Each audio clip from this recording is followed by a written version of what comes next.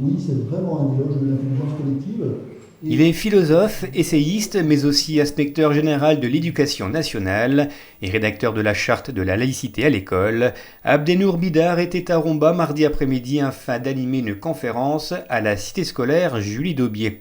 Devant des chefs d'établissement, inspecteurs académiques, responsables pédagogiques, professeurs et élèves, il a tenté pendant près de 2 heures de répondre à cette question: quelles valeurs partager et transmettre aujourd'hui ?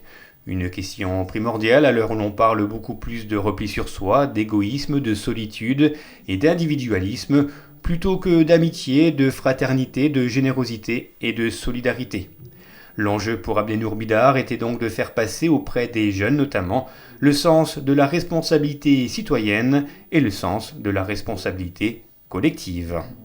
Nous le vivons véritablement ensemble qu'à partir du moment où nous vivons véritablement les uns avec les autres, c'est-à-dire à partir du moment où nous vivons véritablement les uns pour les autres.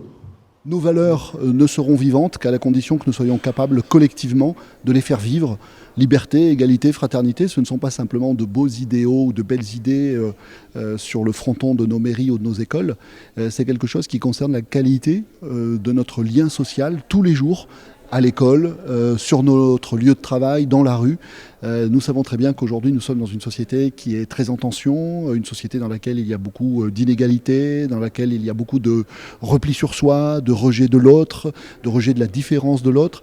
Et donc c'est le moment, me semble-t-il, d'une grande mobilisation, d'un grand engagement collectif pour réussir à nouveau à donner à nos valeurs une réalité concrète au quotidien, dans la qualité de notre vivre ensemble.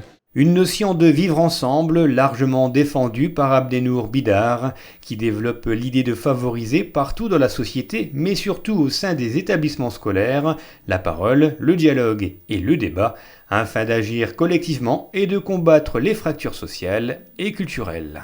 Pour que nous les sensibilisions véritablement à la nécessité de réfléchir ensemble aux conditions du vivre ensemble, aux conditions de la fraternité, etc., contre toutes les violences, contre toutes les divisions, les fractures qui menacent aujourd'hui l'existence même de notre société. Voilà, mais j'ai confiance, j'ai beaucoup d'espérance dans cette jeunesse qui d'ailleurs aujourd'hui a été très attentive, qui a participé et qui prend conscience que véritablement demain, nos valeurs républicaines, qui sont en réalité des valeurs humanistes, vivront à la condition qu'eux-mêmes commencent à les assumer et à essayer de les faire vivre au jour le jour, dans leur quotidien, dans leur engagement, au travail, dans des associations, etc. etc. Parce que, selon Abdenour Bidar, le vivre ensemble ne se décrète pas mais se crée, parce qu'il existe aujourd'hui une urgence sociale, une urgence à vivre dans un monde meilleur et plus fraternel. Chacun de nous, d'une manière individuelle, doit agir pour le collectif et pour les valeurs de la République, liberté, égalité, fraternité.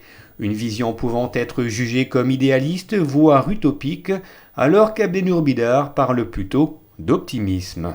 L'optimisme, c'est une question de volonté, disait le philosophe Alain. Voilà, donc ayons de la volonté collective et on y arrivera. Mardi, à la cité scolaire Julie Daubier, ils étaient nombreux à essayer de comprendre, à vouloir mettre en œuvre et à partager l'optimisme d'Abdenour Bidar, un optimisme bien souvent mis à mal par des préjugés ou tout simplement par le regard d'une jeunesse ayant le sentiment légitime de vivre dans une société divisée, fracturée et en décalage par rapport à leurs aspirations.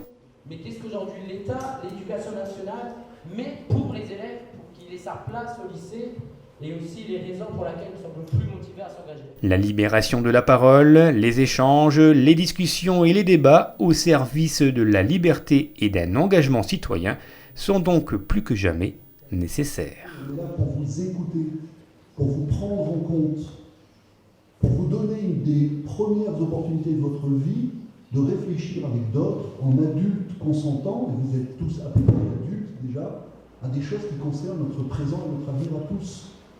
Donc ayez conscience de cette chance. Ce n'est pas un devoir qu'on vous demande d'assumer, c'est une chance qu'on vous demande de vivre et de prendre quand on vous dit prenez la parole. On a besoin de votre parole. Qu'est-ce que vous croyez qu'on peut faire, nous les adultes, sans votre parole, sans votre inspiration, sans votre participation? Qu'est-ce qu'on va faire?